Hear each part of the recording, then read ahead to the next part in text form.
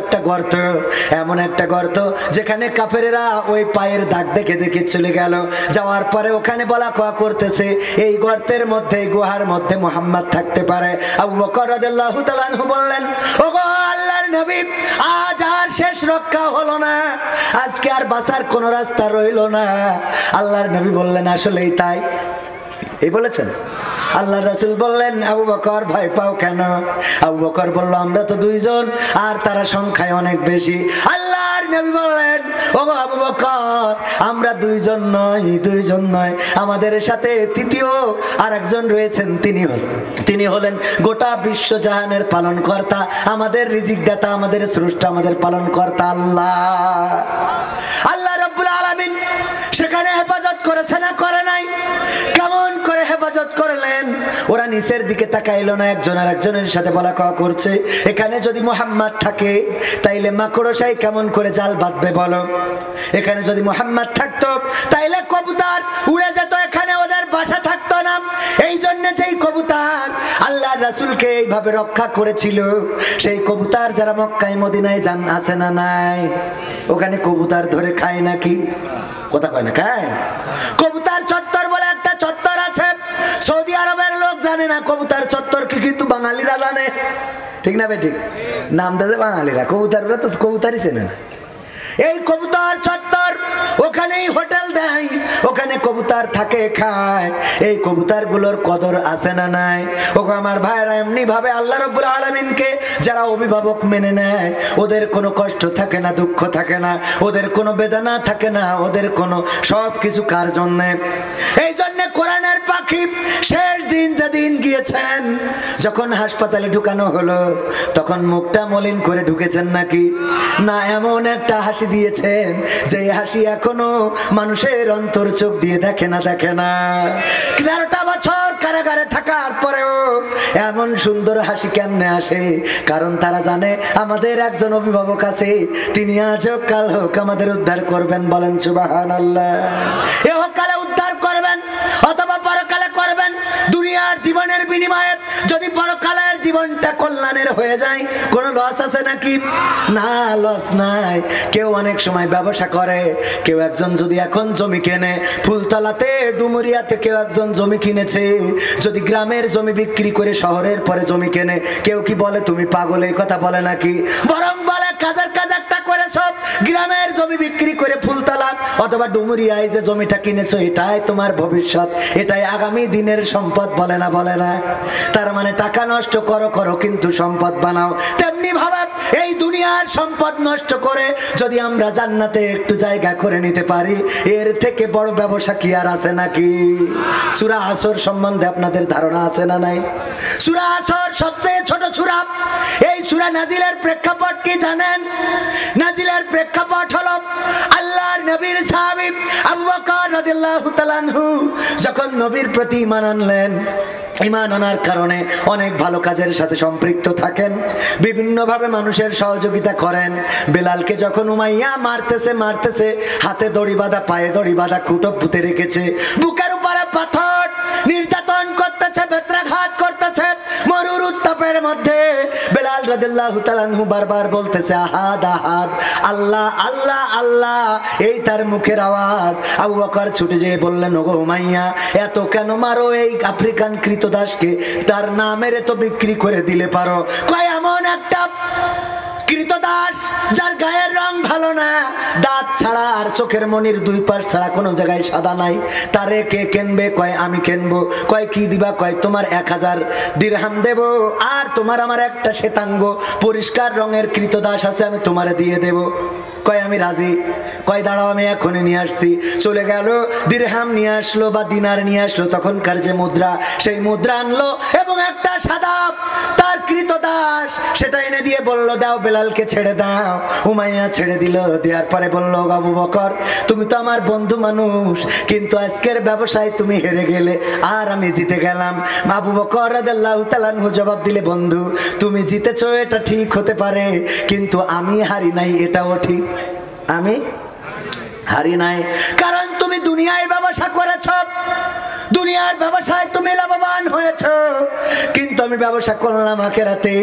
আল্লাহ রাব্বুল আলামিন এই ব্যবসায় আমার যদি পরকালের ময়দানে ক্ষমা করে দেয়, সেইটাই আমার জীবনের সবচেয়ে বড় পাওয়া। সুবহানাল্লাহ বলবেন না? এই আবু বকর রাদিয়াল্লাহু তাআলা আনহু যখন এইভাবে নিজের অর্থ খরচ করতেন, করতে করতে এক সময় অভাব দেখা দিল। কাফেরেরা বলল, আবু বকর তুমি তো আগে বড় ভালো ছিলে, তোমার ব্যবসাটা ভালো ছিল, তোমার টাকা ছিল, পয়সা ছিল, সমাজে দাম ছিল, সম্মান ছিল। এখন তুমি মুহাম্মাদের পরে ঈমান আনার কারণে, বিভিন্ন রকম কর্মকাণ্ডে তুমি লিপ্ত হওয়ার কারণে বড় ক্ষতিগ্রস্তের মধ্যে পড়ে গিয়েছাও। ওই সময় আল্লাহ রাব্বুল আলামিন সূরা আসর নাজিল করে জানাই দিলে, ওয়াল আসর, সময়ের কসম, ইন্নাল ইনসানা লাফি খুস, প্রতিটা মানুষ ক্ষতিগ্রস্তের মধ্যে, ইল্লাল্লাযিনা আমানু, তারা ব্যতি রেখে, ইল্লাল্লাযিনা আমানু, যারা ঈমান এনেছে, ওয়া আমিলুস সলিহাত, যারা সৎ কাজ করেছে। তারপর কি? ওয়া তাওয়াসাউ বিল হক ওয়া তাওয়াসাউ বিস সাবর। শর্টকাটে বলছি, সময় কম তো, বুঝতে পারছেন তো? এই সূরাটার মধ্যে ওই সময় ওই প্রেক্ষাপটে যখন আবু বকরকে মন খারাপ করে দিলে কাফেরেরা, তখন আল্লাহ সান্ত্বনা দিয়ে বলল, আবু বকর, ওগো নবীর সাহাবীরা, তোমরা ক্ষতিগ্রস্ত না, সব মানুষ ক্ষতিগ্রস্ত, শুধু 4 শ্রেণীর ব্যক্তি বাদে। এক শ্রেণী যারা আল্লাহর প্রতি ঈমান এনেছে, দ্বিতীয় যারা সৎ কাজ করেছে, তৃতীয় যারা হকের উপদেশ দিয়েছে, চতুর্থ যারা বিপদ আপদ আসলে ধৈর্য ধারণ করেছে। বলেন সুবহানাল্লাহ।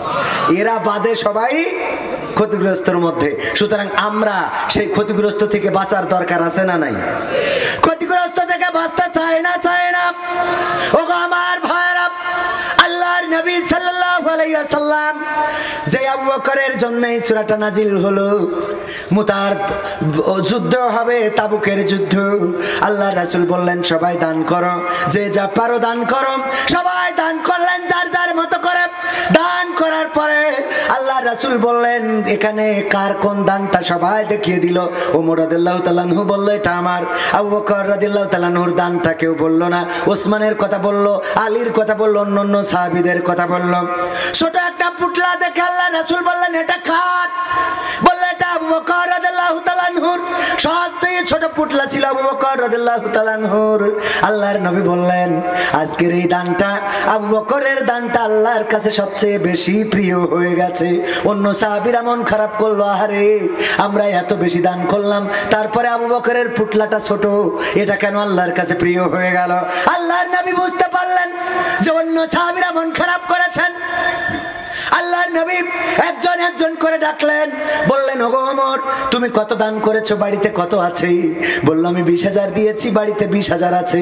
ওসমান, কত দিয়েছো? 30,000 দিয়েছি, বাড়িতে 60,000 আছে। আলী, কত দিয়েছো? রাদিয়াল্লাহু তাআলা আনহু বলল যে আমি এত দিয়েছি, বাড়িতে এত আছে। বললেন, আমার আবু বকর কই? আবু বকর রাদিয়াল্লাহু তাআলা আনহু একটা পিলারের আড়ালে দাঁড়িয়েছিলেন, আর চোখ থেকে অঝোর ধারায় পানি ঝরে পড়ছিল, দাড়ি ভিজে টপ টপ করে পড়ছে। আল্লাহর রাসূল যদি বলে যে কি এনেছো, আমি কি জবাব দেব? কারণ আমার বাড়ির জিরার কৌটা, মশলার কৌটা, এগুলো যা কিছু ছিল সব পুটলা করে নিয়ে এসেছে। আল্লাহর রাসূল বললেন, আবু বকর সামনে আসো। আবু বকর রাদিয়াল্লাহু তাআলা আনহু সামনে এলেন। আল্লাহর নবী বললেন, কি দিয়েছো আর বাড়িতে কি আছে? আবু বকর রাদিয়াল্লাহু তাআলা আনহু বললেন, ওগো বিশ্ব নবী, আমার সংসারে জাগতিক সাংসারিক যত সম্পদ ছিল সব আজকে পুটলা করে আপনার সামনে এনেছি, আপনার কদমের কাছে দিয়ে দিয়েছি।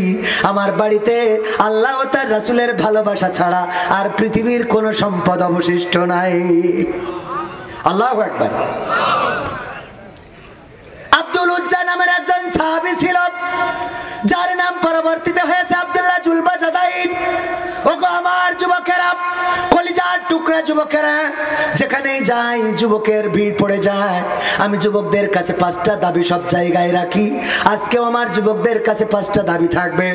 1 নম্বর দাবি, কোন যুবক আজান হওয়ার পরে নামাজকে অবহেলা করা যাবে, নামাজকে অবহেলা করবেন না। নামাজ পড়বেন, নামাজ রিজিক বাড়িয়ে দেয়, নামাজ চেহারার সৌন্দর্য বাড়িয়ে দেয়। যা নামাজ আপনার জীবনের বরকত দান করে, নামাজ আপনার হায়াত বাড়িয়ে দিবে। নামাজের মধ্যে দোয়া করবেন, দোয়া কবুল হবে। বলেন সুবহানাল্লাহ। নামাজ ছাড়া যাবে না। 2 নম্বর দাবি হলো, এই নামাজ শুধু পড়লে হবে না, আজান হয়ে যাবে জামাতের সাথে নামাজ আদায় করতে হবে। ওগো যুবক, সবচেয়ে স্মার্ট যুবক তো সে যে যখন আজান হয়ে যায় সব ফেলে রেখে যখন উজু করে আর মসজিদের দিকে ঢোকে, ওই যুবকের বাহুতে, ওই যুবকের চোয়ালের উপরে যখন উজুর পানিগুলো থাকে তখন ওই পানিগুলো যেন মুক্তার মতো ঝকঝক করতে থাকে। এর থেকে স্মার্ট যুবক এই পৃথিবীর উপরে আসমানের নিচে আর একজন নাই। 2 নম্বর কাজ জামাতের সাথে নামাজ। 3 নম্বর কাজ, দাড়িটাকে চেঁচে ফেলা যাবে না, দাড়িটা কেটে ফেলবেন না, দাড়িটা শেভ করবেন না, সেভ করবেন, দাড়িটা রেখে দেবেন, সংরক্ষণ করবেন। 4 নম্বর কাজ হলো টাকনুর উপরে কাপড় পরতে হবে। এখন অনেকেই এমন টাইট জিন্সের প্যান্ট পরে যে রুকুতি যাওয়ার পরে শার্ট চলে যায় উপর মুখ আর প্যান্ট চলে যায় নিচে মুখ। ঠিক না বে ঠিক? শার্ট উপরের দিকে আর প্যান্ট নিচের দিকে, মাঝখানে যা দেখা যায় সদরঘাট আছে না নাই? এই প্যান্ট গুলো পরবেন না, আর যদি পরেনও তাও টাকনুর উপরে পরবেন। এমন প্যান্ট পরে যে একবার এক সাপ কামড় দিয়ে বাড়ি যেয়ে গল্প দিচ্ছে, আজ এক মানুষের কামড়াইয়ে জীবনে সবচেয়ে বড় ভুল করিস। কেন বলছে ওর প্যান্ট এত শক্ত যে কামড়ানোর পরে দাঁত ভেঙে আসতে কামড় বসিনি? এরা প্যান্ট আছে না নাই? ভাইরা আমার, এই প্যান্ট পরেন তাও অসুবিধা নাই, কিন্তু টাকনুর উপরে পড়বেন। আর 5 নম্বর কাজ হলো আপনার ফোনের প্রতিবন্ধী অ্যাপসগুলো আনইনস্টল করে দেবেন। কি অ্যাপস? জীবনে পাইছেন প্রতিবন্ধী অ্যাপস?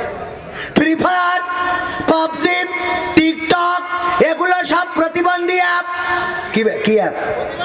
প্রতিবন্ধী। এইগুলো যারা চালায় সুস্থ কোনো মানুষ চালাইতে পারে। সুতরাং এই 5টা কাজ করে দিতে হবে। আব্দুল্লাহ জুলবাজাদাইনের ঘটনা পুরাটা বলবো না, শুধুমাত্র এতটুকু বলবো। আব্দুল্লাহ জুলবাজাদাইন এসে বললেন তাবুকের যুদ্ধে, ওগো আল্লাহর রাসূল, সবাই তো সব কিছু দান করলো, আমি তো দান করার মতো কিছু নাই, কারণ আমি যখন ইসলাম কবুল করেছি আমার চাচা আমার সমস্ত সম্পদ কেড়ে নিয়েছে, আমার গায়ের জামা পরনের কাপড় পর্যন্ত খুলে নিয়েছে।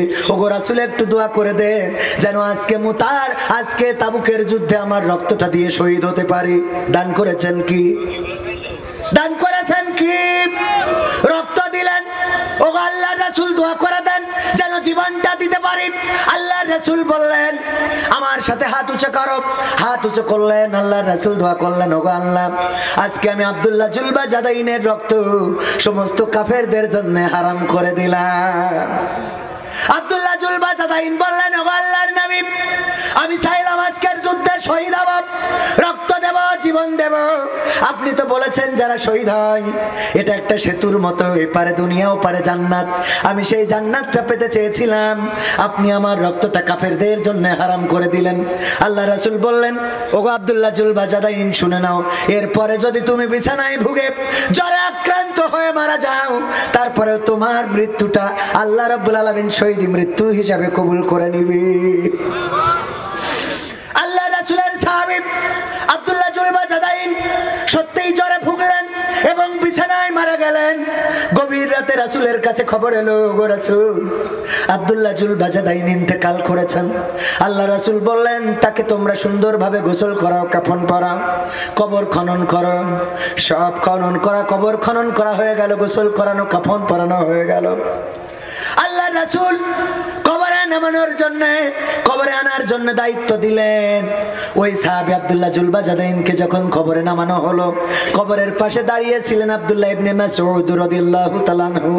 উনি চিৎকার করে বললেন, ওগো আল্লাহ, আজকের এই মৃত্যুটা যদি আব্দুল্লাহ জুলবাজাদাইনের না হয়ে আজকে এই মৃত্যুটা যদি আমার হয়ে যেত, আমি ধন্য হয়ে যেতাম, আমার জীবনটা ধন্য হয়ে যেত। এমন কথা বলার কারণটা কি ছিল যুবকেরা, শুনে নাও। এই আব্দুল্লাহ জুলবাজাদাইনের লাশটা যে 2 জন কাঁধে করে এনেছিল, সেই 2 জন এমন 2 জন আল্লাহর রাসূলের 2 জনই আল্লাহর রাসূলের শ্বশুর, ইসলামের প্রথম এবং দ্বিতীয় খলিফা হযরত আবু বকর এবং ওমর রাদিয়াল্লাহু তাআলা আনহু 2 জনে ওই লাশটা কাঁধে করে কবরের কাছে নিয়ে এসেছিল। আর ওই রাতের অন্ধকারে কবরের কাছে যিনি যিনি বাতি ধরে রেখেছিলেন তিনি আর কেউ নন, তিনি হলেন ইসলামের প্রথম মুয়াজ্জিন বেলাল রাদিয়াল্লাহু তাআলা আনহু। যেই বেলালের পায়ের আওয়াজ আল্লাহ রাসূল আর শাজিমে যেও শুনতে পেয়েছেন। এই বেলাল নিজে একটা আলো ধরে দাঁড়িয়েছিলেন কবরের কাছে, আর কবরে নেমেছিলেন তিনি আর কেউ নন, তিনি হলেন আখেরি জামানার পয়গম্বর হযরত মুহাম্মদ সাল্লাল্লাহু আলাইহি ওয়াসাল্লাম। তিনি কবরে নামলেন, শুধু তাই নয়, কবরে নামানোর সময় সাহাবীদের বললেন, ওগো আমার সাহাবীরা, তোমরা তোমাদের ভাইকে আস্তে করে দাও, তার সাথে বেয়াদবি করো না, বেয়াদবিপূর্ণ আচরণ যেন না হয়ে যায়। কবরে নামালেন, রাসূল চেহারাটা আগলা করে দিলেন, কিবলামুখী করে দিলেন, কপালের উপরে চুমু খাইলেন, তারপরে আল্লাহর কাছে দুটি হাত তুলে বললেন, ওগো আল্লাহ, আজকে সন্ধ্যা পর্যন্ত আমি আব্দুল্লাহ জুলবাজাদাইনের পরে সন্তুষ্ট ছিলাম, আল্লাহ তুমি আমার আব্দুল্লাহর পরে সন্তুষ্ট হয়ে যাও। সুবহানাল্লাহ বলবেন না? আব্দুল্লাহ জুলবাজাদাইনের পরে আমি সন্ধ্যা পর্যন্ত সন্তুষ্ট ছিলাম, আল্লাহ তুমি সন্তুষ্ট হয়ে যাও। এই রাসূলকে এতটাই ভালোবাসতেন আব্দুল্লাহ জুলবাজাদাইন যে চাচাকে যখন বললেন, চাচা বলল আব্দুল্লাহ, তখন নাম হলো আব্দুল উজ্জা, তুমি যদি ইসলাম কবুল করো তাইলে তোমার কিন্তু সব সম্পদ তোমার থেকে কেড়ে নেব। বলল চাচা আপত্তি নাই, বলল গায়ের জামা পরনের প্যান দিয়ে দিতে হবে, বলল তাও দিয়ে দেব, এবং দিয়েও দিল। তারপরে রাসূলের কাছে আসলো, রাসূল এর আগে মায়ের কাছে যাওয়ার পরে একটা চাদর নিল, ছিঁড়ে গায়ে দিল, অনেক লম্বা ঘটনা। রাসূল বললেন নাম কি তোমার? বলল আব্দুল্লাহ, আমার নাম আব্দুল উজ্জা। তুমি কেন এসেছো? আমি ইসলাম কবুল করার জন্য এসেছি। ও আল্লাহর নবী, ইসলাম কবুল করার কারণে আমার চাচা আমার সব সম্পদ কেড়ে নিয়েছে, গায়ের জামা কেড়ে নিয়েছে, পরনের কাপড়টা কেড়ে নিয়েছে। গভীর রাতে যখন কোরআন তেলাওয়াত করতো উচ্চ স্বরে, অন্য সাহাবীরা অভিযোগ করতো, ওগো রাসূল, যখন আব্দুল্লাহ জুলবাজাদাইন কোরআন পড়ে আমাদের ঘুমের ডিস্টার্ব হয়। আল্লাহ রাসূল বলল, গো আমার সাহাবীরা, তোমরা আব্দুল্লাহ জুলবাজাদাইনের ব্যাপারেও কোনো অভিযোগ দিও না, কারণ তোমরা অনেকেই অনেক পরিস্থিতির মধ্যে মুসলমান হয়েছ, কিন্তু আব্দুল্লাহ জুলবাজাদাইন এমন একটা পরিস্থিতিতে মুসলমান হয়েছে যে নিজের পরনের কাপড়টাও সাথে করে আনতে পারে নাই। সুতরাং তার রাতের চিৎকার করে কোরআন পড়াটা তোমরা এটাই অভিযোগ করো না, এই অভিযোগ আমি নেব না। তাকে কোরআন পড়তে দাও, যত আবেগ নিয়ে সে পড়তে পারে। বলেন সুবহানাল্লাহ। সেই রাসূলের ভালোবাসা পাওয়ার দরকার আছে না নাই? রাসূলের ঘর এখানে আছে, রাসূলের ঘরের নাম কি? মাদ্রাসা কয় মসজিদ। আল্লাহর ঘরের নাম কি? মসজিদ। আর রাসূলের ঘরের নাম মাদ্রাসা। এই রাসূলের ঘরের জন্য আপনাদের অল্প সময় আমি একটু হাত বাড়াবো, তারপরে কিছু গান শোনাবো। প্রধান বক্তা আসার আগে আমি আরো যদি সুযোগ পাই তো একটা সঙ্গীত শোনাবো, তারপরে বিদায় নেব। যুবকদের জন্য আজকে তেমন সঙ্গীত শোনাইতে পারলাম না, তারপরেও শোনাবো তুমি যার লাগিয়া। কি শুনবেন তো? প্রধান বক্তা অত্যন্ত দারুণ আলোচক, উনি আলোচনা করবেন। যদি কেউ উঠে যান বুঝে নেব আপনি রাসূলের দুশমন, ঠিক না বেঠিক? রাসূলের জন্য যদি আমার রাসূলের সাহাবীরা জীবন দিতে জানে, রক্ত দিতে জানে, আমরা কি 500, 1000, 10,000, 2000, 20,000? মাদ্রাসার টয়লেটটা এখনো করতে পারে নাই। বাচ্চাদের টয়লেট করতে বড্ড কষ্ট হয়। এই টয়লেটের জন্য অনেকগুলো টাকার দরকার, মাদ্রাসার কিতাবের জন্য টাকার দরকার, মাদ্রাসার বেতনের জন্য টাকার দরকার, মাদ্রাসার হাফেজে কোরআনদের জন্য টাকার দরকার। 5,000, 10,000, 20,000 টাকা দেওয়ার মতো কোন আল্লাহর বান্দা আছে না নাই? আছে কি না? আমার ক্যামেরাম্যান কই? আমি না দিলে তো কেউ দিবেন না। ও আমার ভাইরা,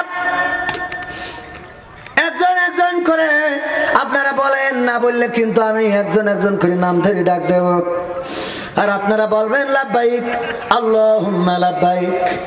কি 1,000 টাকা, 2,000 টাকা, 5,000 টাকা দেওয়ার মতো কারা আছেন? বিদেশ পাল। দেখেন মুসলমান দেওয়ার আগে দিল কে?